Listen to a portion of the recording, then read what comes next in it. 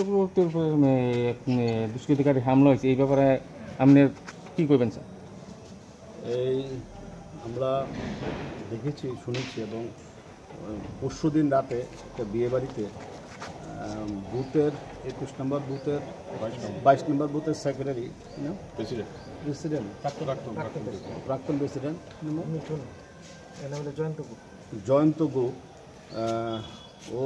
ওকে খুবভাবে মানে উদ্দেশ্যমূলকভাবে কেন মণ্ডল প্রেসিডেন্ট দুর্নীতিগ্রস্ত নিউজ করে না এই অভিযোগ তুলে ওরা বলছে যে মণ্ডল প্রেসিডেন্ট এখানে যিনি আছেন ইনি নাকি কোটি কোটি টাকা দুর্নীতি করছেন, তো কেন এই নিউজ বেরোয় না।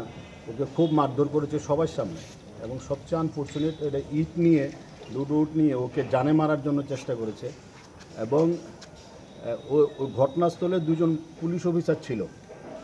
কি নাম তারা? একজন অজিত দেব বর্মা আর একজন হলো রঞ্জিত সরকার। দুজনের সামনে মেরেছে এবং ওই দুজন পুলিশ অফিসারও ওই বুথে যিনি যে প্রাক্তন একটা দুর্বৃত্ত ড্রাগ পুলার ড্রাগের ব্যবসা করে নেশাখোর, ওকে ভয় পাচ্ছে। ওরা ভয় পেয়ে ওরে কিছুই করেনি এবং ওকে তুলেও আনেনি।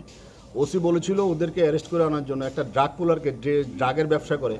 আমার কাছে মনে হয় যারা অ্যাকশন করেনি, পুলিশ দুজন অফিসার ছিল, ওরা হয়তো ড্রাগের শেয়ার পেতে পারে ওদের কাছ থেকে, ড্রাগেরও তো ভাগ বাটোয়ারা পায়। এবং কেন ওকে এখন পর্যন্ত অ্যারেস্ট করা হয়নি? ও স্পেসিফিক সুনির্দিষ্টভাবে অভিযোগ দায়ের করেছে ঘটনার দিনে ওকে মেরে নাক ফাটিয়ে দেওয়া হয়েছে আশিসকে। ও সাংঘাতিক অসুস্থ ছিল, তো এরপরেও পুলিশ ব্যবস্থা নেই। আজকে আমরা এডিশনাল এসপির সাথে দেখা করেছি।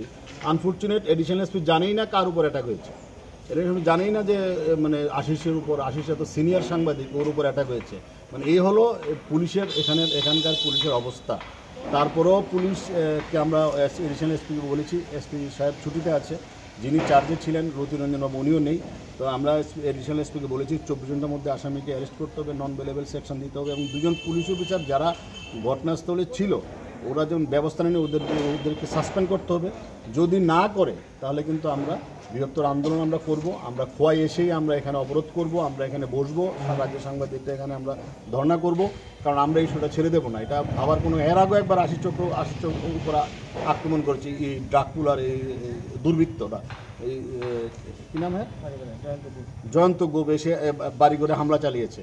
তো একজন দুর্বৃত্ত দিনের পর দিন সাংবাদিকের উপর, একটা নেশাখোর সাংবাদিকের উপর দিনের পর দিন হামলা চালিয়ে যাবে আর আমরা এটা বসে বসে দেখব, এটা হতে পারে না। তো আজকে আমরা ওকে আলটিমেটাম দিলাম, পুলিশকে সুযোগ দিলাম। এসপি সাহেবও বলেছে, এডিশনাল এসপি সাহেবও বলেছে ব্যবস্থা হবে, আমরা দেখব, 2-3 দিন দেখব, এরপরে আমরা যা করার এটা আমরা করব।